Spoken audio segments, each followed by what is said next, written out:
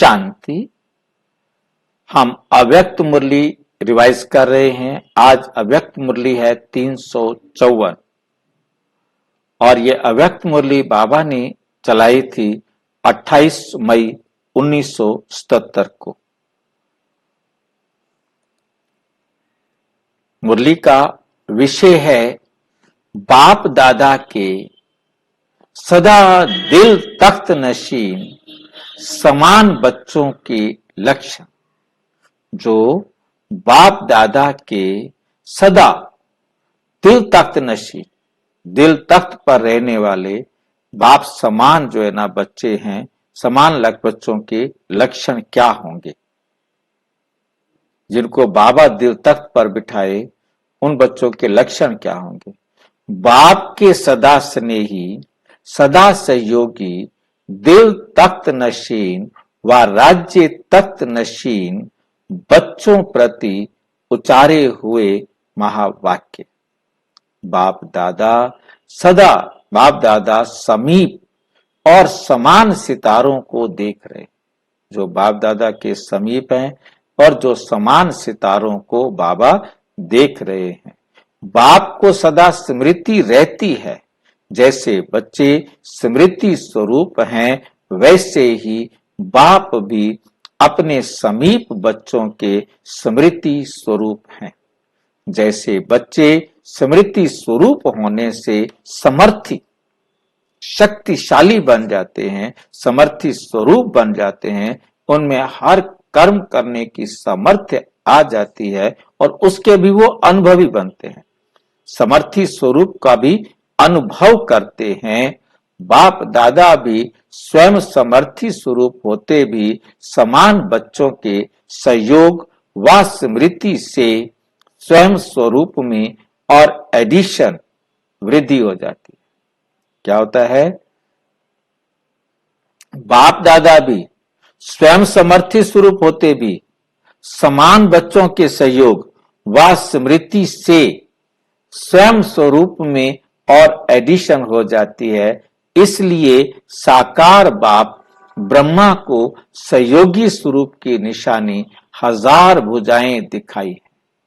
ये लाइन समझ में आई है? इस लाइन के अंदर बाबा क्या कह रहे हैं? ब्रह्मा बाबा आपके सहयोग से ब्रह्मा बाबा भी समर्थ हो जाता है। ब्रह्मा बाबा की शक्ति बढ़ जाती है। 1000 भुजाएं दिखाई हैं क्योंकि आप समर्थ होते हैं। शिव बाबा ब्रह्मा बाबा के द्वारा हमें समर्थ करते हैं और हमारे समर्थ बनने से ब्रह्मा बाबा भी क्या बन जाते हैं? समर्थ बन जाते हैं। इसलिए ब्रह्मा को 1000 भुजाओं वाला दिखाया है। ब्रह्मा को 1000 भुजाओं वाला दिखाया है। भुजाएं हैं सहयोग की निशानी। तो बाप के साथ साथ जो सदा सहयोगी हैं, उन्हों की निशानी क्या होती है? भुजाएं। उन्हों की निशानी होती है भुजाएं। भुजाओं के रूप में ऐसे समान बच्चों का स्थान कौन सा होगा? जो ब्रह्मा बाप समान बनेंगे, ब्रह्मा बाप की भुजाएं बनेंगे, तो उनका स्थान कौन सा होता है? किस स्थान पर वो निवास करते हैं? वो सदा बाप के दिल तख्त पर या विश्व के राज्य तख्त नशीन स्वयं को समझते हैं। या तो विश्व के तख्त पर बैठेंगे या शिव बाबा के दिल तख्त पर बैठेंगे। जैसे बड़ी से बड़ी महान आत्माएं कभी भी धरनी पर पांव नहीं रखती।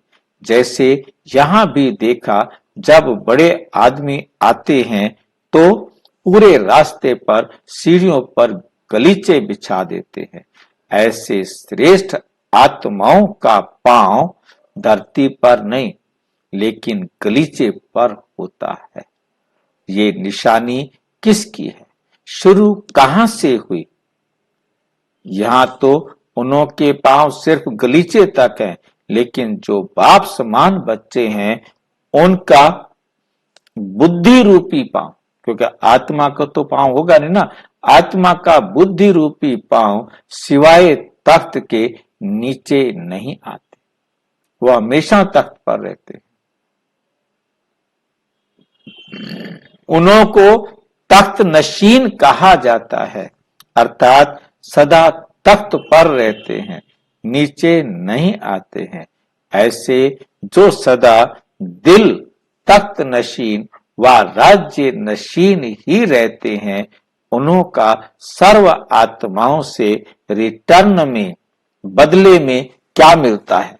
स्नेह तो मिलता ही है, लेकिन दिल तख्त, स्नेह तो मिलता ही है, तो उनके भी दिल तख्त नशीन वाले जो भी कर्म करते हैं, जो भी बोल बोलते हैं, सभी के दिल पर ऐसे लगता है जैसे बाप द्वारा जो भी निकलता वे सदा का यादगार बन जाता, सबके दिलों में समा जाता है, यादगार रह जाता है।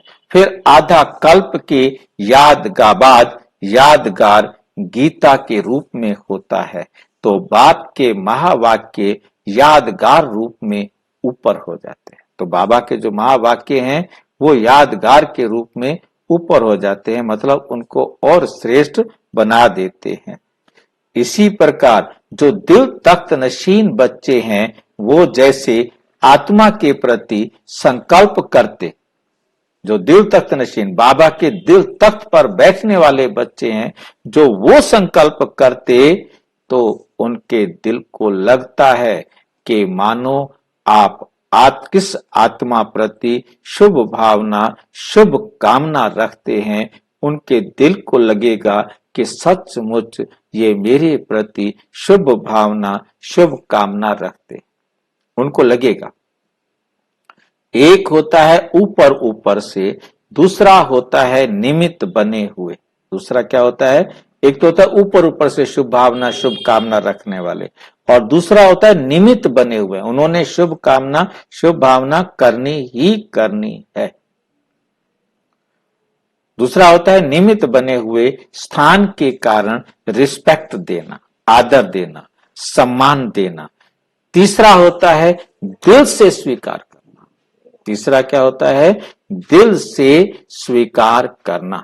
तो तीसरे आत्माएं हर बात को, ज्ञान की बातों को दिल से स्वीकार करते हैं।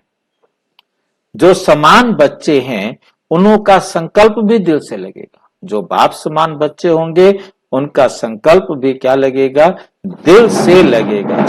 जैसे कि तीर लगता है, जैसे कि उनको ज्ञान का तीर लग जाता है। जैसे पहले जमाने में तीर लगाते थे ना, पहले जमाने में तीर लगाते, तीरों से लड़ाई करते थे। जिसको तीर लगता था वह तीर सहित ही नीचे आ गिरता था। उसको तीर लगा और वो तीर सहित नीचे आके गिरता था।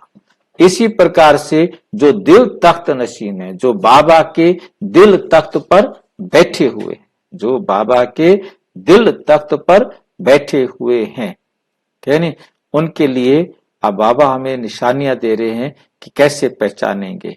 नंबर 1, जो बाबा के दिल तख्त नशीन होने वाले बच्चे अव्यक्त।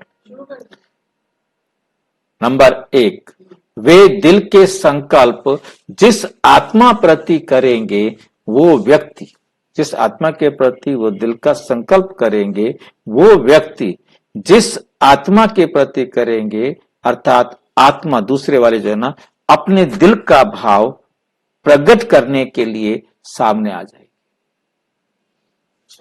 जैसे मैंने संकल्प किया उस आत्मा के प्रति, और वो आत्मा अपना का दिल का भाव प्रकट करने के लिए सामने आ जाएगी। लाइन को फिर से दिखाऊं। वे दिल के संकल्प जिस आत्मा के प्रति करेंगे, वो व्यक्ति अर्थात आत्मा स्वयं अपने दिल का भाव प्रकट करने के लिए सामने आ जाएगी। तीर लगाया ना, जिसको ज्ञान का तीर लगा वो सामने हाजिर। नंबर 2, दूसरी बात, जो उस स्थिति में स्थित हो बोल बोलेंगे। आप उस ऊंची स्थिति में स्थित होकर बोलेंगे, उनके दो शब्द दिल को राहत देने वाले। मतलब कितने भी दुखी आत्माएं होंगी, उसके मुख से निकले हुए दो शब्द उनको क्या देंगे? राहत देने वाले होंगे। महसूस करेंगे कि भल दो शब्द बोले, लेकिन दिल को राहत मिल गई, खुराक मिल गई, ठंडक मिल गई, सारे दुख दूर हो गए, तनाव मुक्त हो गए। तीसरी बात, सदैव ऐसी आत्माओं को दूर होते हुए भी दिल से याद करेंगे। सदैव ऐसी आत्माओं को दूर होते हुए भी वो याद करेंगे, जिससे प्राप्ति होती है उसको याद करेंगे ना। दिल से याद करने की निशानी क्या होगी? ऐसे अनुभव करेंगे जैसे कि साथ समीप हैं, जैसे कि वो हमारे साथ है, जैसे कि वो हमारे समीप है, दूर नहीं है। ऐसे नहीं अनुभव करेंगे कि क्या कि ये आबू में है, हम दूसरे देश में हैं। ऐसे समझेंगे कि सदा सम्मुख और साथ हैं, सदा सम्मुख भी हैं और साथ हैं। क्योंकि बाबा का हमारा साथ कैसे बनता है? बाबा हमारे साथी कैसे बनता है? श्रीमत कहां से आती है? श्रीमत कहां होती है?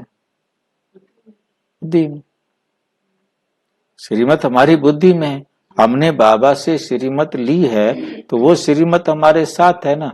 हमें बाबा दूर थोड़ा होगा, हम जहां भी होंगे हम उस श्रीमत को वहीं अपने नजदीक उसी समय उपयोग करेंगे। अगर श्रीमत पर चल रहे हैं तो बाबा साथ है। हाँ, श्रीमत हमारे पास होनी चाहिए ना।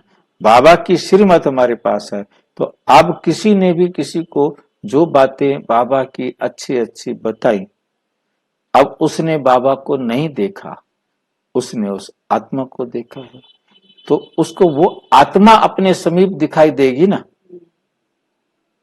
बाबा के बारे में बाबा की बातें, बाबा का ज्ञान जो सुनाने के उनको निमित्त बना, उनको वो दिखाई देगा ना। अब जैसे मुरली मेरे से कोई सुन रहा है, अब वो बाबा को तो नहीं देख रहा है, समझ रहा है कि बाबा का ज्ञान है, परंतु उसे मेरा ही शक्ल, मेरी शक्ल दिखाई देगी ना। मतलब कहने का मतलब, कहने जो अपने ज्ञान को, जो अपने अनुभव से जब आप जिस आत्मा को कुछ बता के आए होंगे, वो आत्मा आपको याद करेगी ना। इष्ट देव, समझे ना बात को? तो मतलब कहने का है कि बाबा से जिनको समझ में आ गया कि ये ज्ञान बाबा का है, वो ब्रह्मा बाबा को नहीं शिव बाबा को याद करेंगे, भाई बहन को नहीं शिव बाबा को याद करेंगे, परंतु जो सतयुग की आत्माएं हैं वो शिव बाबा को याद करेंगी। त्रेता वाली आत्माएं थोड़ा कम, और द्वापर वाली आत्माएं तो सीधा इष्ट देवों को, अपने इष्ट देवों को याद करेंगी, क्योंकि आप सभी तो इष्ट देव बनेंगे उनके, कोई और तो बनने वाला नहीं है।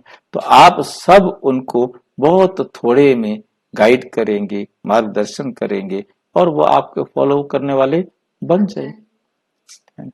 ऐसे समझेंगे कि सदा सम्मुख और साथ हैं।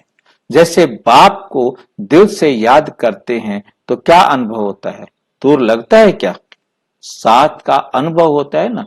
इसी प्रकार जो दिल तख्त नशीन बच्चे होंगे, उन्हों का भी प्रैक्टिकल में रिटर्न दिखाई देगा। इसको कहा जाता है प्रत्यक्ष फल।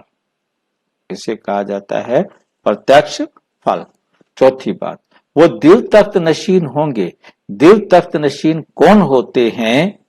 राजा होगा ना, जो अपने कर्म इंद्रियों का राजा होगा।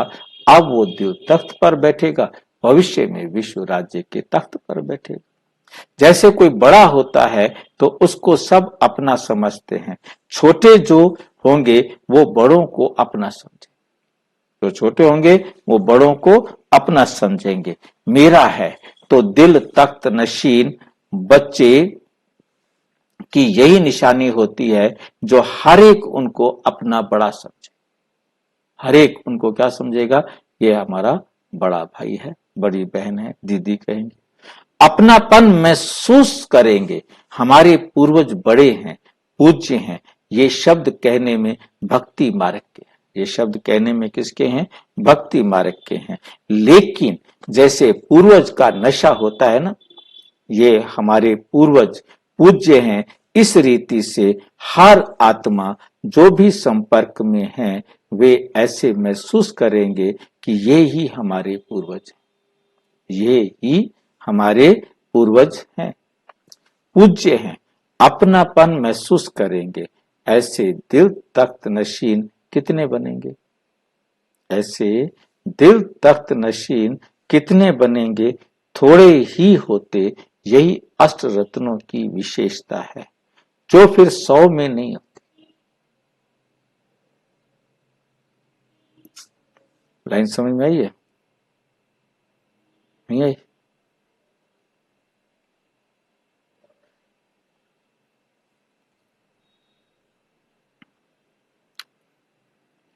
ये हमारे पूर्वज पूज्य हैं। इस रीति से हर आत्मा जो भी संपर्क में है वे ऐसे महसूस करेंगे कि ये क्या हैं? हमारे पूर्वज। उनको महसूस होगा ये हमारे पूर्वज हैं, पूज्य हैं। अपनापन महसूस करेंगे। ऐसे दिल तख्त नशीन कितने बनेंगे? थोड़े ही होते हैं। यही अष्ट रत्नों की विशेषता है। जो अष्ट रत्न होंगे ना वो ऐसे ही दिखाई देंगे, यही प्रसन्न पर यही हमारे पूर्वज हैं। उनको हाँ, जो मानने वाले हैं, जिन्होंने मानने वाले तो बोला 8 रत्नों की विशेषता बताई। जो कल बताना था ना, कल की मुरली में रुका हुआ था। वो आज हाँ, फिर 100 में नहीं होती, 800। 100 वालों में ये विशेषता नहीं होगी, बस सिर्फ 8 में होगी। उनमें भी माँ बाप हैं, फिर भी उनमें नंबर तो है ना। तो जब पहले युग में भी नंबर हैं तो जो और पीछे हैं उनमें भी नंबर होंगे। दादी जाती है, इसकी सबको खुशी है। क्यों? वैसे तो जाने में दूसरी लहर होनी चाहिए, लेकिन खुशी क्यों है? और विशेष खुशी की लहर है। क्यों विशेष? सबको खुशी इस बात की है जो सभी बहुत समय से इंतजार कर रहे हैं कि कुछ होना है, कुछ परिवर्तन आना है। तो इस पाठ को देखते हुए सबके बुद्धि में कुछ नवीनता, परिवर्तन की भावना आ रही है। सभी को ऐसा लगता है जैसे कि ये जा नहीं रहे हैं, लेकिन कुछ समीप जा रहा है। कुछ परिवर्तन, नवीनता का नक्शा सामने आने से जाने का संकल्प उसमें समा गया है। सबकी बुद्धि में यही है कि अब कुछ परिवर्तन की भूमिका बन रही है। बहुत समय से सबको यही संकल्प में रहता है कि कोई नई बात अब होनी चाहिए। बहुत समय वही सीन चलती रही, कुछ नवीनता होनी चाहिए। ये निमित्त फॉरेन में जाने का जो पाठ बना है उसमें सबके दिलों में जैसे ऑटोमेटिकली सब में लहर है, किसको कहा नहीं गया, लेकिन एक नया उमंग उत्साह है। वहां तो उमंग में हैं, लेकिन भारत में भी समझते हैं नवीनता होगी। इसलिए सबको जैसे नई लहर खुशी की है, समझते हैं समीपता को पहुंचने का दिखाई दे रहा है, समीप नजारा आ रहा है, ये भासना आती है। इसलिए जो विशेष आत्माएं हैं उन्हों का ही समय के साथ बहुत संबंध है। ये दादी जानकी जो है विदेश जाने वाली, उस समय के लिए कि दादी जा रही है तो मतलब सबको ऐसा लग रहा है कि कुछ विशेष होने वाला है। तो उधर भी उमंग उत्साह है, इनके दादी के जाने का, और यहाँ के भाई बहनों को भी उमंग उत्साह है कि अब कुछ नया होगा, क्योंकि विदेश में जाएंगे सेवाएं अलग रूप से चलेंगी। जैसे ब्रह्मा की आत्मा का समय के साथ गहरा कनेक्शन है, ब्रह्मा का जन्म और संगम का होना, अगर ब्रह्मा का पाठ नहीं होता तो संगम भी नहीं होता।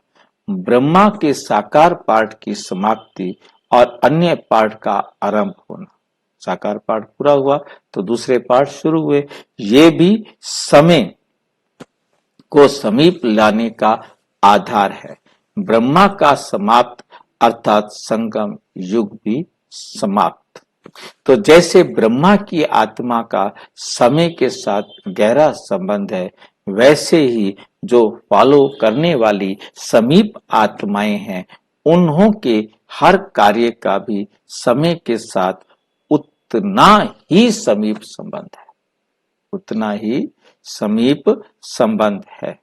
वे जैसे समय की घड़ी बन जाते हैं। जैसे देखो, आप लोग जो निमित्त बने हुए हो, उन्हों के संकल्पों को रीड करते हो, उनके संकल्पों को क्या करते हो, रीड करते हो। सब समय की तुलना करते हैं कि इन लोगों की स्टेज यहां तक पहुंच गई, तो समय क्या दिखाता है, चेक करते हो ना। जैसे आप लोगों के सामने समय की घड़ी साकार बाप था, समय की घड़ी कौन था, साकार बाप था। उनकी स्टेज को देखते आप लोग भी समझते थे जैसे कि कुछ होने वाला है। मतलब ब्रह्मा बाबा की समीपता के बारे में मैक्सिमम को पता लग रहा था, कुछ होने वाला है। समीपता लग रही थी, जैसे फरिश्ता रूप साकार नहीं है, फरिश्ता रूप साकार नहीं है, ऐसा फील अनुभव होता था। तो समय की घड़ी हो गए ना, समय की घड़ी हो गए ना। ऐसे आप लोग भी जो निमित्त हैं, वो भी समय की घड़ी हो। उस नजर से ही आप लोगों को देखते हैं कि घड़ी क्या दिखा रही है, घड़ी क्या दिखा रही है। ये जो विदेश जाने का पाठ है, ये भी जैसे विशेष घंटी बजी है, विशेष घंटी बजी है, ऐसा अनुभव होगा। परदादी कौन है, परदादी किसको बोलते हैं भाई, दादी तो, हाँ जी, निर्मल शांता दादी, ब्रह्मा बाबा की बेटी, उसको परदादी कहते हैं। उसने तीनों बाप एक ही में देखे, लौकिक, अलौकिक और पाप। अच्छी बच्ची है।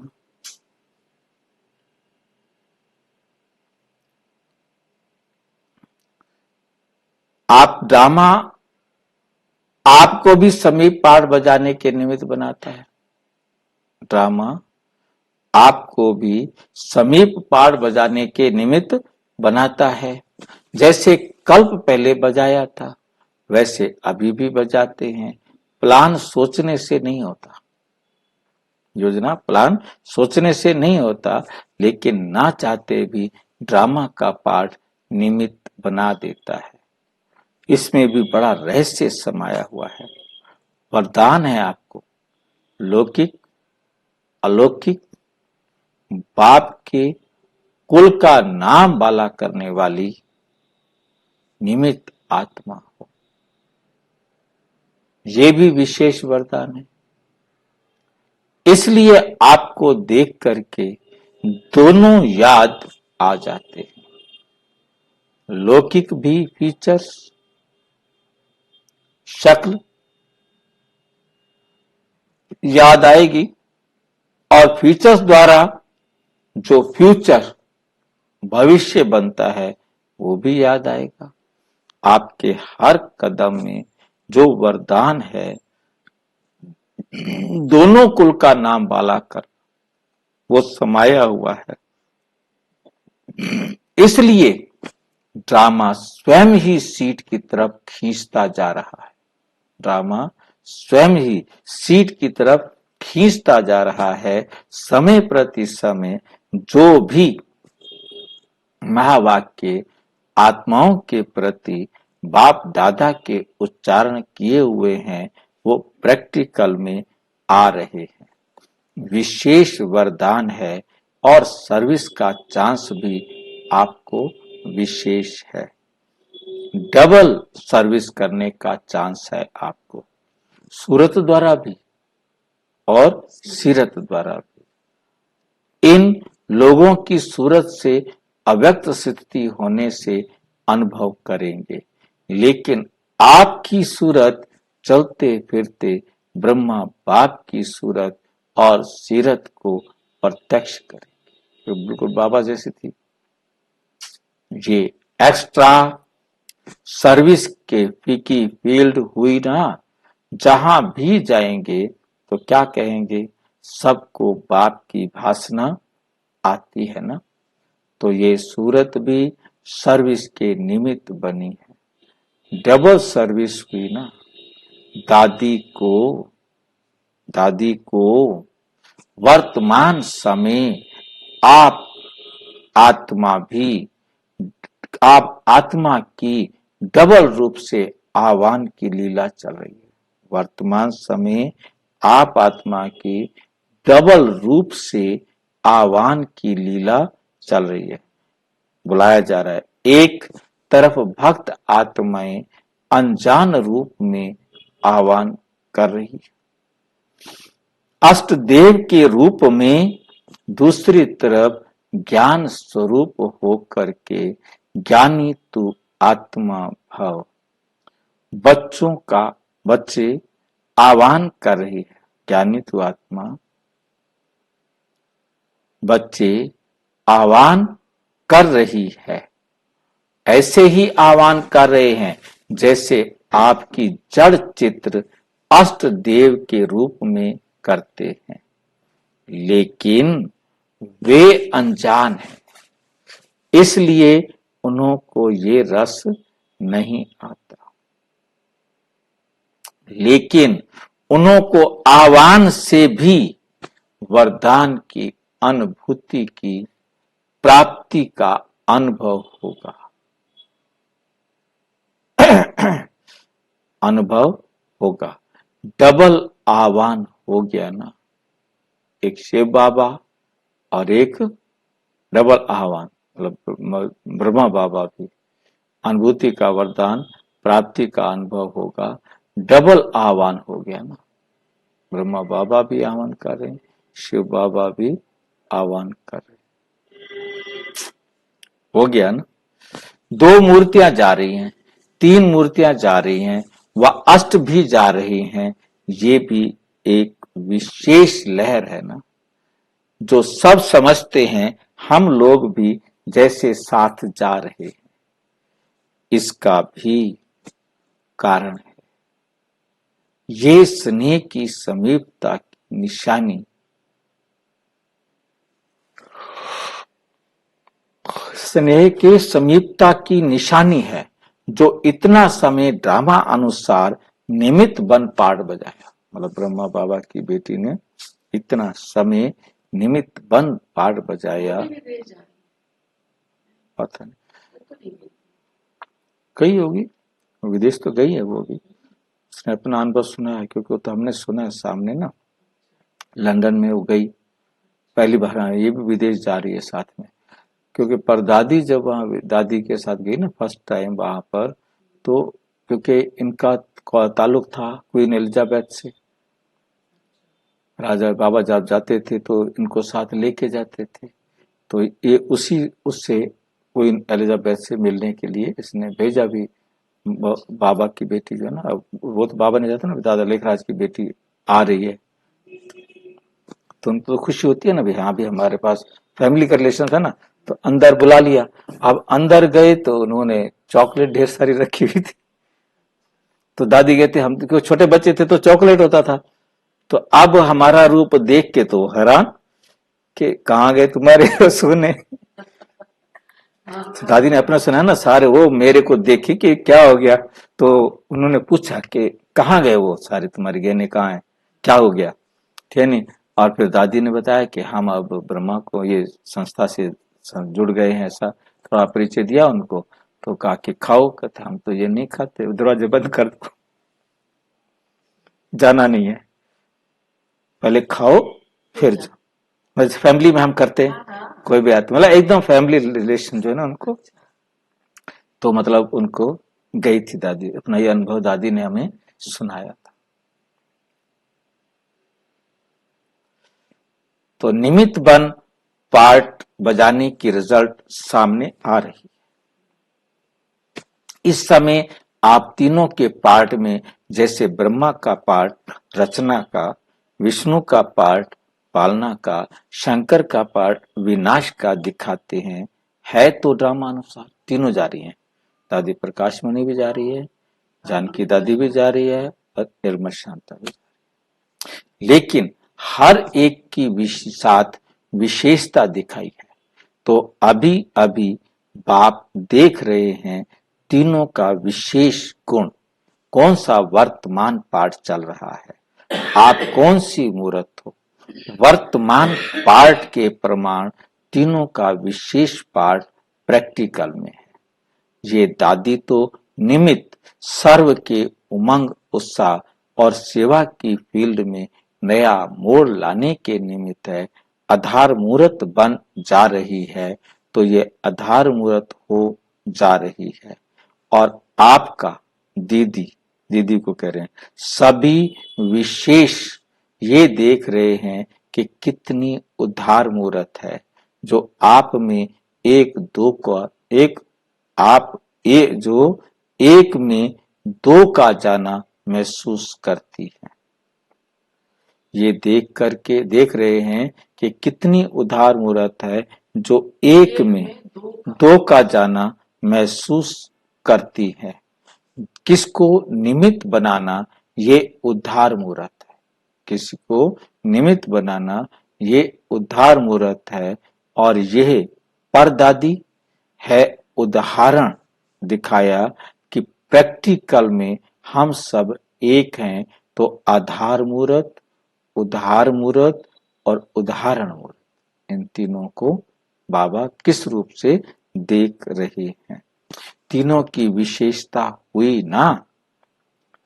इस समय प्रैक्टिकल पार्ट में जनक का पार्ट सेवा की सचेली कोड़ी का चल रहा है, सच्ची सचेली कोड़ी और सच्ची कोड़ी का चल रहा है। लंदन में दोनों ही सुदेश और जयंती सर्विस के निमित्त बनी हुई हैं।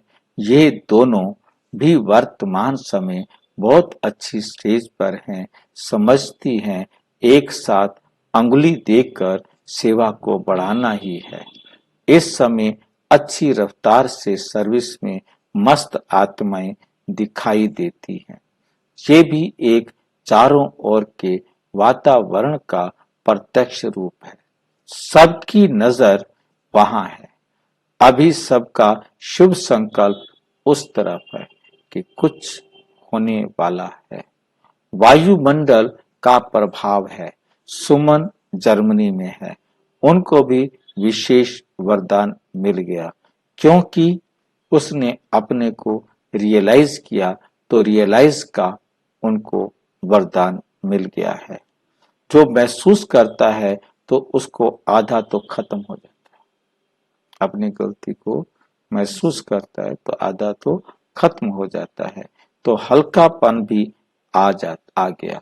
दूसरा, फिर सर्विस का लक्ष्य रखा, इसलिए विशेष वरदान मिल गया है जंप लगाने का, क्योंकि सच्ची दिल से रियलाइज किया।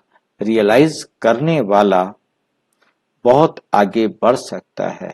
सरकमस्टांसेस, परिस्थितियां ऐसी थी, ये ऐसा था, तब मेरा भी ऐसा था।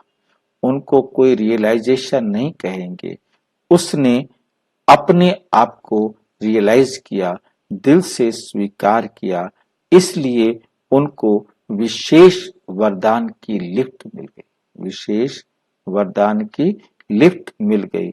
वरदान के कारण खुद भी नहीं समझती कि मैं कैसे सर्विस कर। किसके बारे में बात कर रहे हैं? सुमन के बारे में समझती है, मेरे से जितना हो रहा है रिस्पॉन्ड मेरी स्टेज से ज्यादा मिल रहा है। और उसको ऐसे लग रहा है मैं कर कम रही हूं, जवाब मुझे ज्यादा, क्योंकि जब सेवा पर निकलेंगे ये सीट सबके लिए, बाबा ने वरदान भी दे दिया, इसलिए खुशी भी है। इस गुण के कारण उनको ये लिफ्ट मिला है। वे भी आगे बढ़ करके कमाल कर सकती है। लाइन क्लियर होने से रफ्तार तेज हो सकती है। लाइन क्लियर होने से रफ्तार तेज हो सकती है। संकल्प की सिद्धि का प्रत्यक्ष प्रमाण कैसे होता है? संकल्प किया और सिद्ध हुआ। वृत्ति और स्मृति द्वारा सेवा कैसे हो उसके ऊपर कुछ रूह रूहान का की वृत्ति और स्मृति द्वारा सेवा कैसे हो उसके ऊपर कुछ रूह रूहान बातचीत की। समय प्रमाण वाणी के साथ साथ संकल्प अर्थात स्मृति और वृत्ति। वृत्ति का मतलब बाबा कहते हैं शुभ भावना हो, अर्थात शुभ भावना हो। इससे सर्विस बहुत अच्छी हो सकती है, क्योंकि सुना हुआ तो रिपीटिशन समझते हैं। जो सुना हुआ उसको तो कहते हैं रिपीट कर रहे हैं, हमें दोबारा सुनाया जा रहा है। जो ज्यादा संपर्क में आत्माएं हैं वो पॉइंट को कॉमन समझती हैं, पॉइंट को आम समझती हैं। लेकिन नाम रूप की सेवा का उन्हों को भी तरीका सिखाओ। नाम रूप की सेवा का उन्हों को भी तरीका सिखाओ। नए रूप की सेवा, नाम नहीं है, नए रूप की सेवा का उन्हों को भी तरीका सिखाओ। मनसा सेवा करना। जब तक स्वयं अनुभव नहीं तो औरों को कोई नई रूपरेखा चाहिए। जब तक स्वयं को अनुभव नहीं है ना, तब तक औरों को कोई नई रूपरेखा चाहिए। नया अनुभव कराओ। संगठन में भी ऐसा सेवा का प्रोग्राम बनाकर कर सकते हो। विशेष लक्ष्य देकर बिठाओ, फिर उन्हों से अनुभव पूछो। बहुत अच्छा सुनाएंगे। जैसे वाणी द्वारा सेवा का बहुत अनुभव किया है, जो आप लोगों की रचना है। अभी सर्विस में जो एडिशन चाहिए, जो कुछ और जुड़ना चाहिए, वो है संकल्प और वृत्ति द्वारा सेवा। संकल्प और वृत्ति द्वारा सेवा, इसके लिए प्लान्स बनाओ। जब मजा आएगा तब महसूस करेंगे कि हमारी नवीनता की चढ़ती कला है। जैसे साइंस वाले कोई ना कोई इन्वेंशन करने में बिजी रहते हैं, इसी प्रकार से जो पॉइंट चल चुकी हैं उनकी गुह्यता में नए रूप की इन्वेंशन करने के लिए अमृत वेले लक्ष्य ले बैठेंगे तो टच होगा। लक्ष्य लेकर बैठेंगे तो आपको क्या होगा? टच होगा। कब? अमृत वेले नई नई इन्वेंशन निकलेंगी, जिससे औरों को भी नवीनता का अनुभव करा सकेंगे। अच्छा, ओम शांति। और विस्तार से जानने के लिए प्रजापिता ब्रह्मा कुमारी ईश्वरीय विश्वविद्यालय के किसी भी सेवा केंद्र पर संपर्क करें। और यदि कोई प्रश्न हो तो 9213106986 पर केवल टेलीग्राम करें। 9650692270 पर केवल व्हाट्सएप करें, फोन नहीं। ओम शांति।